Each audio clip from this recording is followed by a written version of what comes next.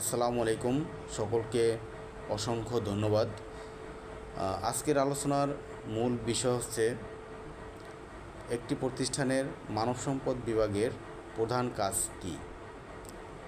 যে কোনো প্রতিষ্ঠানের লক্ষ্য অর্জনের জন্য প্রয়োজন দক্ষ মানব সম্পদ, যা খুবই গুরুত্বপূর্ণ।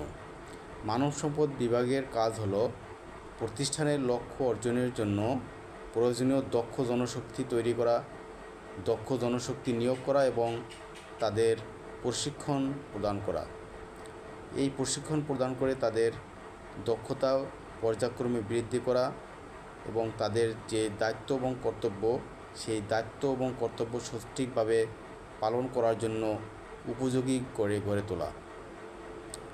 আরেকটি গুরুত্বপূর্ণ বিষয় হলো কর্মীদের প্রতিষ্ঠানে ধরে রাখার জন্য প্রয়োজনীয় সকল ধরনের সহযোগিতা প্রদান করা এবং তাদের সুযোগ সুবিধা নিশ্চিত করা। সকলকে ধন্যবাদ।